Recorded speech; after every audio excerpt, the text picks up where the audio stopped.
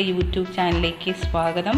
ഇന്ന് നമ്മുടെ തംബ്നെയിലിൽ കണ്ടിട്ടുണ്ടായിരിക്കും, അതായത് ഇന്ന് ഉണ്ടാക്കാൻ പോകുന്നത് ചക്കപ്പുഴുക്കാണ്. അപ്പോൾ അതിനുള്ള ആവശ്യമുള്ള സാധനം എന്ന് പറഞ്ഞാൽ മെയിൻ ഇൻഗ്രീഡിയൻ്റായ ചക്ക തന്നെയാണ്. ചക്ക ഇപ്പോൾ ഞാനിവിടെ പൊളിച്ച് വെച്ചിട്ടുണ്ട്.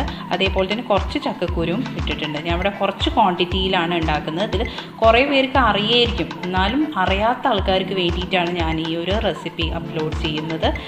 അതേപോലെ തന്നെ ഇതിന് ആവശ്യമുള്ള ഇൻഗ്രീഡിയൻസ് എന്തൊക്കെയാണെന്ന് നമുക്ക് നോക്കാം. ഇവിടെ ഞാൻ തേങ്ങ എടുത്ത് വെച്ചിട്ടുണ്ട്, അതേപോലെ തന്നെ പെരുംജീരകം, കുറച്ച് ചുവന്നുള്ളി, അതേപോലെ തന്നെ വെളുത്തുള്ളിയും, പിന്നെ മുളക് പൊടി, മഞ്ഞൾപ്പൊടി. ഈ മുളക് പൊടി മഞ്ഞൾപ്പൊടി നമ്മൾ ഈ ചക്ക വേവിക്കണ സമയത്ത് ഒപ്പിടേണ്ടതാണ്. അതേപോലെ തന്നെ തേങ്ങയും പെരുംജീരകം, അതേപോലെ തന്നെ ചുവന്നുള്ളിയും വെളുത്തുള്ളി ഓപ്ഷനാണ്. നിങ്ങൾക്ക് ഇഷ്ടമുണ്ടെങ്കിൽ മാത്രം ഇട്ടാൽ മതി. എനിക്ക് വെളുത്തുള്ളിയുടെ ഫ്ലേവർ ഇഷ്ടമുണ്ടായതുകൊണ്ടാണ് നമ്മൾ അതിൽ ഇൻക്ലൂഡ് ചെയ്യുന്നത്. അപ്പോൾ ഇത് നന്നായിട്ട് ഒരു ഫൈൻ പേസ്റ്റായിട്ട് നമ്മൾ ആദ്യം അരച്ചെടുക്കണം.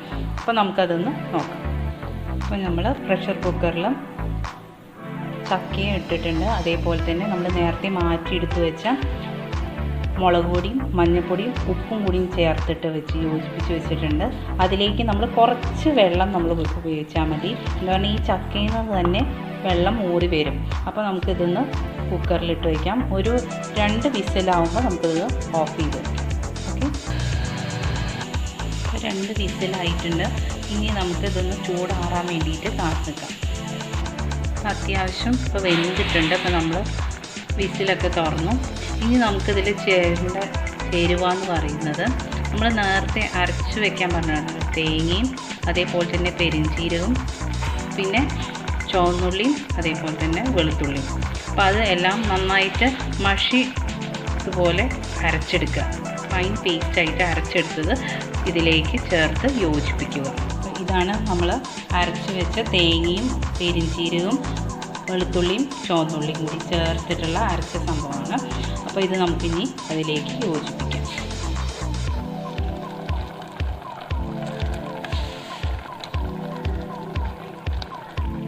ഇപ്പോൾ നന്നായിട്ട് നമ്മൾ തേങ്ങയൊക്കെ ഇതിലിട്ടിട്ട് യോജിപ്പിച്ചിട്ടുണ്ട്.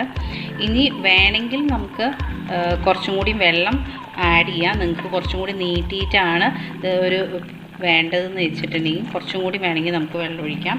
അപ്പോൾ ഞാനിവിടെ കുറച്ച് വെള്ളമാണ് ഒഴിച്ചിരിക്കുന്നത്. അപ്പോൾ നിങ്ങളുടെ ഇഷ്ടപ്രകാരം എങ്ങനെയോ വെച്ചാൽ അങ്ങനെ വെള്ളം ഒഴിച്ച് വേണമെങ്കിൽ നീട്ടാം, അല്ലെങ്കിൽ സാധാരണ നമുക്ക് കട്ടിയിൽ തന്നെയാണ് വേണ്ടതെന്ന് വെച്ചിട്ടുണ്ടെങ്കിൽ അങ്ങനെയും ചെയ്യാം. അപ്പോൾ ഇത് കുറച്ച് നേരം ഒന്ന് നമ്മൾ തിളയ്ക്കാൻ വേണ്ടിയിട്ട് നിൽക്കുക. നമ്മൾ ആ തേങ്ങ ഇട്ടതൊന്ന് ഇതിലൊക്കെ ഒന്ന് നന്നായി യോജിച്ചിട്ട് വെന്ത് വരാൻ വേണ്ടിയിട്ടാണ്. നന്നായിട്ട് തിളച്ച് തുടങ്ങിയിട്ടുണ്ട്. അപ്പോൾ നമുക്ക് ഇത് അപ്പുറത്തേക്ക് മാറ്റി വയ്ക്കാം. എന്നിട്ടൊരു പാന് നമുക്കിത് വറുത്തിടാൻ വേണ്ടിയിട്ട് പാൻ വയ്ക്കാം. ഇതിൽ ചൂടാവുമ്പോൾ വെളിച്ചെണ്ണയും അതേപോലെ തന്നെ കടുകും കറിവേപ്പിലയും ഇട്ടിട്ട് വറുത്തിട്ട് നമുക്കിതിലേക്ക് കോരി വയ്ക്കാം. നമ്മുടെ പാൻ ചൂടായിട്ടുണ്ട്. ഇതിലേക്ക് നമുക്ക് കുറച്ച് വെളിച്ചെണ്ണ ഒഴിക്കാം. അപ്പോൾ നമുക്ക് എണ്ണ നന്നായി ചൂടായിട്ടുണ്ട്. നമുക്ക് കുറച്ച് കടുക് ഇടാം.